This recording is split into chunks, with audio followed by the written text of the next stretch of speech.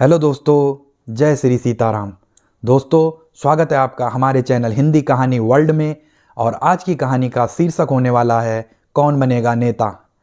कहानी काफ़ी मज़ेदार और इंटरेस्टिंग होने वाली है, तो अंत तक ज़रूर देखें। चैनल पर नए आए हैं तो सब्सक्राइब कर लें ताकि आपको हमारी वीडियो के नोटिफिकेशन मिलें सबसे पहले। तो चलिए कहानी शुरू करते हैं। नगर निगम के चुनाव पास आने वाले थे। पूरे कानपुर शहर में टिकट को लेकर मारामारी शुरू थी, लेकिन सबसे ज्यादा चर्चा में वार्ड नंबर 40 की सीट थी। वो इसलिए क्योंकि इस बार वहां की सीट महिला के लिए आरक्षित थी। अब सवाल ये था कि चुनाव लड़ेगा कौन। इससे पहले ठाकुर साहब वहां से पार्षद थे और इस बार उन्होंने अपनी पत्नी सीमा ठाकुर को टिकट दिलवाई। और ठाकुर साहब की शान के कारण सीमा जी ने 20,000 वोटों से चुनाव जीत लिया। अरे बधाई हो सीमा भाभी, अब तो आप वार्ड की पार्षद बन गई हैं। अब तो हमारे काम आप ही करवाएंगी। अरे ये तो सिर्फ नाम की पार्षद बनी है, वो तो महिला सीट आ गई, वरना पार्षद तो मुझे ही बनना था। अब भले ही चेहरा इसका होगा लेकिन पावर तो मेरी ही होगी। अरे वाह भाई साहब, क्या दिमाग लगाया है आपने भी। आइए आप लोग, खाना लगा दिया है सबके लिए।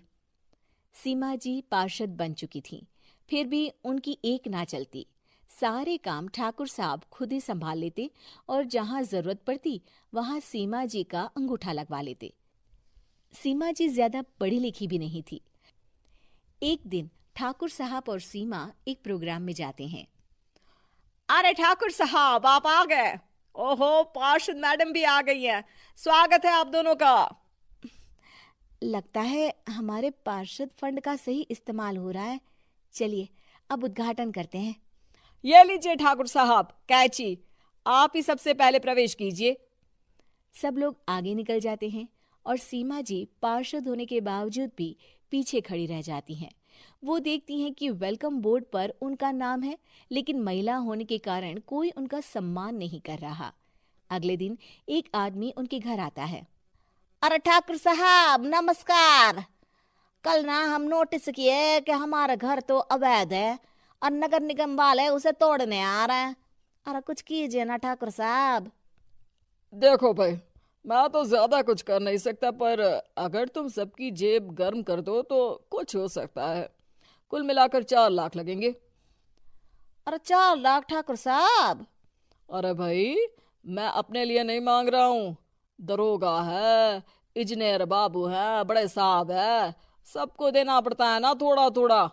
बोलो है मंजूर? तभी वहां अचानक सीमा जी आ जाती हैं। अरे ये आप क्या कर रहे हैं? पहले इन्हीं लोगों से तो आपने वोट मांगे, अब इनसे ही पैसे ले रहे हो। अरे चुप रहो तुम।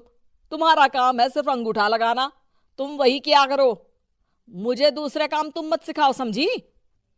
और तुम ना जाओ, अब पैसे लेकर आओ, वरना जेसीबी किसी भी वक्त आती होगी। सब कुछ ऐसे ही चलते रहता है। एक दिन सीमा जी और ठाकुर साहब को एक लोकल मीटिंग में बुलाया जाता है। वहां पर कई और अधिकारी लोग भी मौजूद रहते हैं। अब मैं चाहूंगा कि ठाकुर साहब हमारे बीच 2 शब्द कहें। मेरे प्यारे भाइयों और बहनों, आज मेरा सौभाग्य है कि मैं आप सबकी सेवा दिन रात कर पा रहा हूं। आपने मेरी पत्नी को भारी मतों से जिताया है, इसलिए मैं आप सभी का शुक्रगुजार हूं।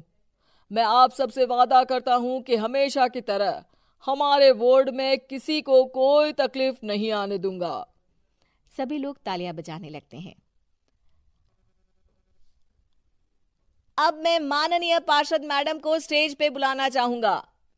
अपने नाम को बुलाया सुनकर सीमा जी एकदम चौंक जाती है। उन्हें बिल्कुल उम्मीद नहीं थी कि इतनी बड़ी जगह उन्हें मंच पर बुलाया जाएगा। जैसे तैसे वो मंच पर चढ़ती हैं।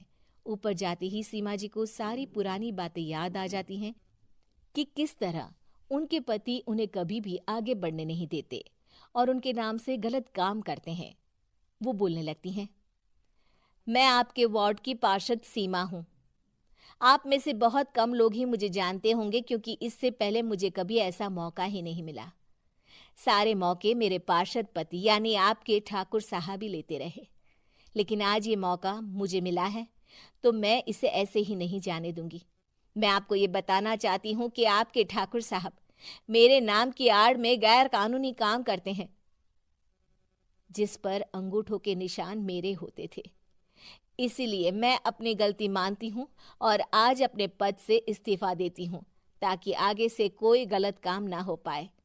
अब फैसला आप सबके हाथ में है कि आप हमें क्या सजा देना चाहते हैं। सीमा जी की बातें सुनकर ठाकुर साहब के चेहरे का रंग उड़ जाता है और वो शर्म से मुंह नीचा करके वहां से चले जाते हैं और पद से इस्तीफा देकर ही सही सीमा जी अपने आप में आत्मविश्वास महसूस करती हैं। तो दोस्तों, कौन बनेगा नेता कहानी आपको कैसी लगी? लाइक, शेयर, कमेंट करके ज़रूर बताएं। और आपको हमारी कहानियों से क्या सीख मिल रही है ये भी कमेंट करके ज़रूर बताएं। इससे हमें मोटिवेशन मिलता है। और इस तरीके की और कहानियाँ देखने के लिए हमारे चैनल को सब्सक्राइब भी कर लें। मिलता हूँ मैं आपसे अगली कहानी में। तब तक के लिए राधे राधे।